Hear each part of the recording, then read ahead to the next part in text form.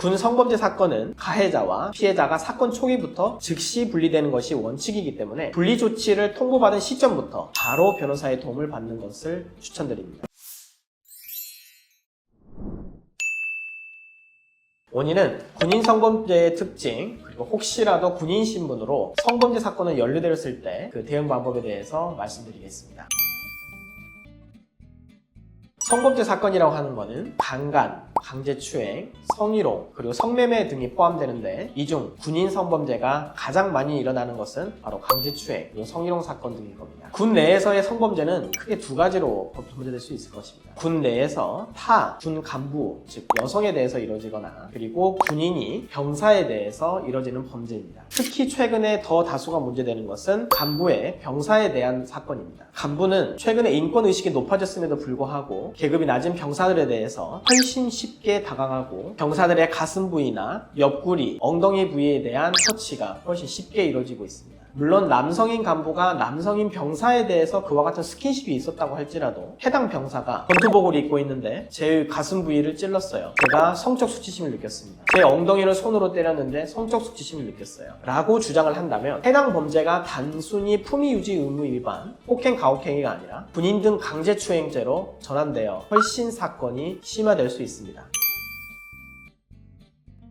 일반인의 성범죄와 달리 군 성범죄의 가장 큰 차이점은 바로 군 성범죄의 법정형이 훨씬 높다는 것입니다. 형법상 강제추행죄는 10년 이하의 징역 또는 1,500만 원 이하의 벌금을 규정하고 있습니다. 그러나 군 형법상 군인 등 강제추행죄는 징역 1년 이상 30년 이하, 즉 벌금형을 전혀 규정하고 있지 않습니다. 따라서 형벌 규정 자체가 매우 높기 때문에 기소유예를 받는 것 자체가 쉽지 않으며 약식 기소 자체가 불가능합니다. 또한 군인은 공무원의 신분이기 때문에 징역형의 집행유예를 선고받는다라고 할지라도 바로 공무원법상 당연퇴직이 되고 더 이상 군인 신분을 유지할 수 없게 됩니다.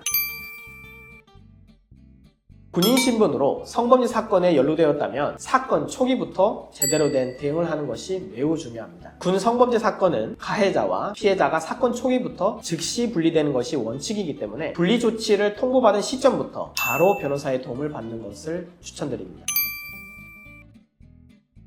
먼저 변호사의 도움을 받아 고소한 내용, 즉 피해 사실 고소 내용이 무엇인지부터 구체적으로 파악을 해야 됩니다. 변호사를 선임하게 된다면 정보 공개 청구를 통해 고소 내용이나 피해 사실을 먼저 정확하게 파악할 수 있습니다. 이와 같이 피해 사실을 먼저 정확하게 파악한 다음에 사건 당일에 대한 기억을 최대한 되살려 사건 당일에 피해자와 어떤 관계였는지, 사건 전후의 정황은 어떻게 되었는지 그에 따라서 가장 객관적인 증거를 초기부터 명확하게 확보할 필요가 있습니다. 해당 사건에 누가 있었는지, 그리고 해당 사건의 전후에 문자 내역, 카카오톡 내역, 그리고 CCTV가 존재하였는지 등 물적 증거를 가장 최대한 빨리 신속하게 확보한 이후에 그와 같은 사실을 변호인을 통해 경찰 및 군사경찰에 구체적이고 일관되게 진술하는 것이 중요합니다. 세 번째로 본인이 억울하게 사건에 휘말리게 되었다면 고소인의 진술이 합리적이지 않다 또는 일관되지 않은 점들을 정확하게 입증해낼 필요가 있습니다. 또한 그와 같은 피해자와의 관계, 사건 전후 관계를 파악함으로써 상대방이 그와 같은 허위 사실을 신고하게 된 경위에 대해서도 그 증거를 제시하고 주장할 필요가 있습니다.